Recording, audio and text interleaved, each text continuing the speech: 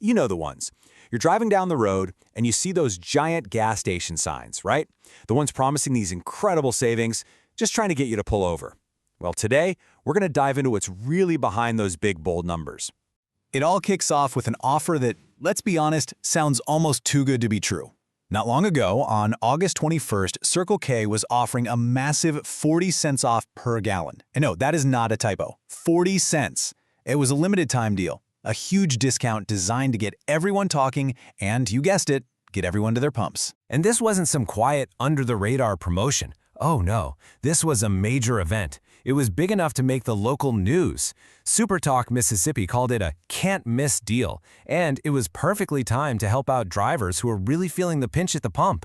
It was, honestly, a brilliant piece of marketing. But a deal this good? It kind of makes you ask the question, right? Is this just about selling a whole lot of gas in a single day? Or is there a bigger game being played here? Well, as it turns out, that 40-cent discount is just the very tip of the iceberg. So what is the real game? Simple. It is all about fueling loyalty. That one-day sales event, that's not the main course. Think of it more like the flashy invitation to the party. And here is exactly why they do it. A study from Patronex found that a staggering 70% of us, you and me, admit that loyalty programs directly influence what we buy. That's a huge number. It's simply too big for any company to ignore. Okay, so this chart really breaks down the different motivations at play here.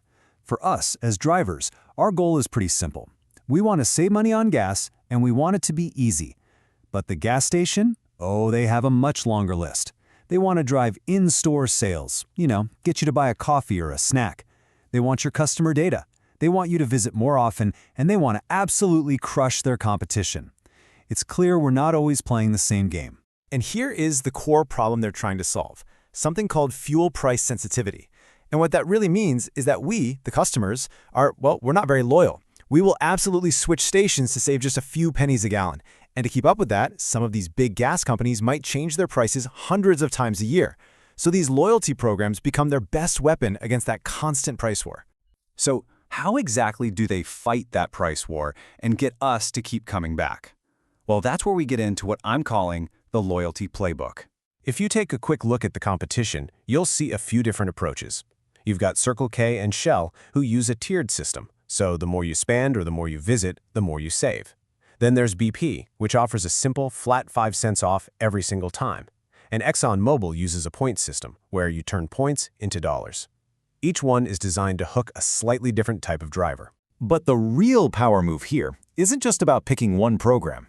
Some of these companies have a kind of secret weapon. They let you stack your savings, creating a much, much more powerful reason to stay loyal. And this, right here, is Circle K's masterstroke. First, they get you to join their free Inner Circle program for a few cents off. But then, they dangle a really tempting offer, an extra 10 cents off if you sign up for their Easy Pay card. So what's the catch? Well, you have to link that card directly to your checking account. And that is how they lock you into their ecosystem. And that brings us to the other side of this whole transaction, because when you sign up for these deeper discounts, you're not just getting cheaper gas, you're making a trade. You are trading your data for a discount.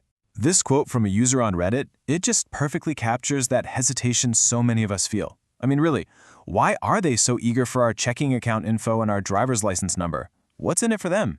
And as other people pointed out, the risks are very real. People have talked about issues with delayed withdrawals from their bank accounts, which, can lead to unexpected overdraft fees. There are also complaints about confusing pricing, technical glitches when you try to sign up, and even getting locked out of your own card. It's definitely not always a smooth ride. And this might be the most revealing comment from actual customers. The discount isn't really a discount at all. Some people argue that the special Easy Pay price is just the regular cash price you'd find at the gas station across the street. So from that point of view, you're not actually getting a reward. You're just avoiding a penalty for using your credit card. Okay, so you've got these big potential savings on one hand and some very real risks on the other. So how do you actually win this gas station loyalty game? Let's talk about how to become a savvy driver.